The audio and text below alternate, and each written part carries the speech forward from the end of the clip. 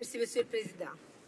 C'est un plaisir de m'adresser à vous aujourd'hui pour parler de la motion M132 et pour apporter mon appui au travail exceptionnel de mon collègue de Kitchener Center concernant cette question importante. Cette motion met en lumière ce qui pourrait avoir des conséquences monumentales. L'avenir des avancements dans le domaine de la santé publique et du système de soins de santé du Canada. J'appuie entièrement cette cause puisqu'elle me tient personnellement à cœur. Je crois qu'il y a de réels bénéfices à considérer pour la recherche subventionnée par le fédéral et je suis certaine qu'une étude complétée dans le cadre du comité permanent sur la santé confirmerait cette conclusion. Avant de m'installer au Canada et de compléter mes études en traduction, je travaillais comme infirmière diplômée au Liban durant la guerre civile. J'ai été témoin de circonstances horribles. J'ai pris soin de beaucoup de patients qui, en plus de mots habituels que nous connaissons ici en Occident, vivaient déjà dans un environnement continuellement menacé par la violence. J'ai tout vu, des infections les plus débilitantes jusqu'à les souffrances inimaginables des victimes de violences physiques et psychologiques. La précision des procédures chirurgicales utilisées, les traitements efficaces des infections virales et bactériennes, notre compréhension des mutations, tout cela est attribué à la recherche médicale qui nous a permis de comprendre la complexité du corps humain et des agents pathogènes qui causent des maladies. Au Canada, nous sommes extrêmement privilégiés d'avoir accès à un système de santé universel qui donne aux Canadiens l'opportunité de profiter des soins de santé partout au pays, à n'importe quel moment, et à travers un système de financement coopératif impliquant plusieurs paliers de gouvernement. Même si ce système n'est pas parfait, il fait l'envie de plusieurs pays dans le monde. Nous devons constamment tenir de conversations semblables si nous voulons améliorer nos services sociaux. Nous sommes dans un état d'évolution constant, à savoir comment nous envisageons les services et comment nous pouvons les rendre accessibles au public, surtout dans le milieu de la santé. C'est primordial. Je crois que Bernie Sanders a récemment visité Toronto pour étudier notre système de santé, pour discuter de la situation actuelle aux États-Unis et pour s'inspirer du modèle canadien. Certains critiques pourraient même aller jusqu'à dire que notre système actuel fait face à des évolutions budgétaires inattendues parce qu'il est non durable. C'est dans ce contexte que la recherche devient importante. Nous pouvons révolutionner la prestation et les frais de services de santé. J'appuie cette motion, Monsieur le Président, parce que je crois qu'elle mettra en lumière le besoin d'obtenir de l'aide gouvernementale pour la recherche en santé. Quand les gouvernements fédéraux investissent dans la recherche sur la santé, nous trouvons de réels résultats. Les découvertes ont de profondes implications sur notre santé, notre sécurité et sur notre qualité de vie. Les vaccins, le laser, l'IRM, les écrans tactiles, les réseaux et l'Internet sont tous des exemples d'innovation ayant bénéficié d'investissements fédéraux. Il a été prouvé que l'aide et les investissements gouvernementaux ont un impact positif. Le développement de nouvelles technologies, telles que mentionnées plus tôt, peut affecter notre vie quotidienne et jouer un rôle innovateur dans notre société.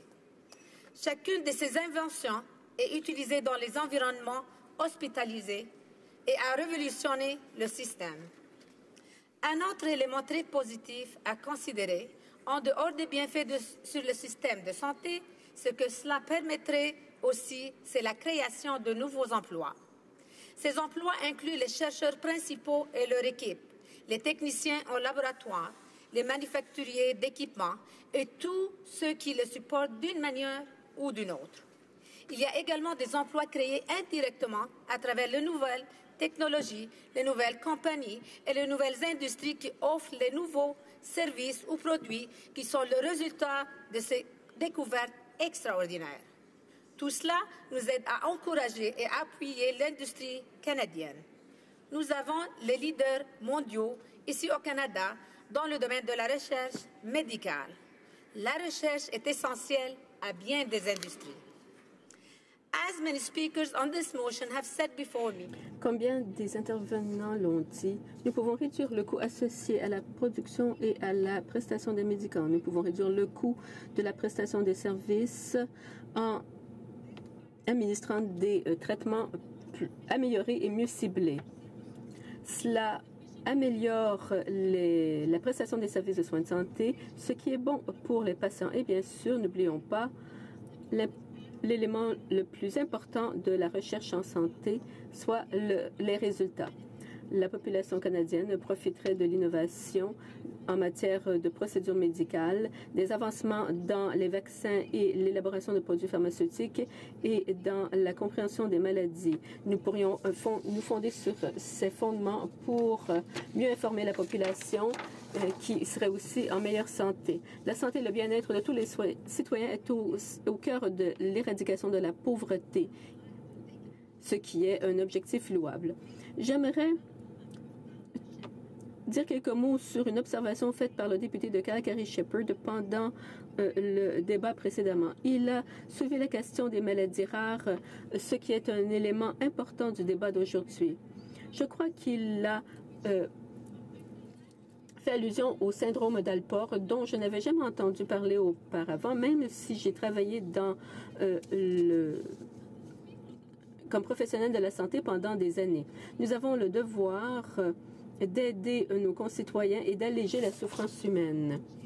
Si nous laissions cela au marché ou à la chance ou au secteur privé, certaines de ces graves maladies ne feraient l'objet d'aucune recherche. Ce n'est pas une critique de nos établissements médicaux ou des dirigeants de la recherche médicale. C'est simplement une observation, à savoir qu'il y a beaucoup de personnes, qu'il y a beaucoup de gens, dis-je, qui ont très peu d'espoir parce qu'il n'y a pratiquement aucune information sur leurs maladies relativement rares et que les chercheurs sont donc peu encouragés à faire des recherches sur leurs maladies. Nous devons combler cette lacune. Il est tout aussi important de savoir comment guérir le cancer ou le VIH que le syndrome d'Alport. Nous ne devons pas qualifier ou quantifier la souffrance. Mais bien sûr, ce ne sera pas facile car il y a des milliers de maladies rares, mais il faut quand même commencer quelque part. Comme on l'a déjà dit précédemment sur ce sujet, je m'en voudrais de ne pas traiter des progrès qui ont été réalisés dans l'élimination de maladies infectieuses. La variole est la première et la seule maladie qui a été éradiquée grâce à l'intervention humaine. La peste bovine, une maladie du bétail, a été déclarée éliminée le 14 octobre 2010. C'était la première et seule maladie touchant le bétail qui a été éradiquée grâce à l'intervention humaine. Des interventions actuelles visant à éliminer la polio, le paludisme, la rougeole et la rubéole se poursuivent. La recherche médicale et l'intervention humaine sont la seule façon de progresser. Nous avons un objectif commun et la recherche financée par le gouvernement fédéral peut jouer un rôle positif. Avant de terminer, Monsieur le Président, j'aimerais vous parler d'un événement particulier auquel j'ai assisté ici sur la colline du Parlement il y a environ un mois, où on est venu informer les parlementaires de certaines pratiques du génie génomique qu'on utilise en santé et en agriculture, si j'ai bien compris. En matière de santé, on s'en sert pour lutter contre le VIH. À l'aide du CRISPR, de courtes répétitions palindromiques groupées régulièrement espacées, les scientifiques peuvent éliminer le VIH dans des animaux vivants parce que l'ADN porteuse de VIH est retiré du génome de ces animaux, ce qui élimine toute infection. C'est génial. Nous pouvons appuyer ce genre de recherche et aider les scientifiques. Tous ceux qui ont pris la parole avant moi en faveur de cette motion et surtout remercier encore le député de Kitchener Centre de l'avoir porté à notre attention ici en Chambre. Merci, Monsieur le Président. Reprise du débat, résumé.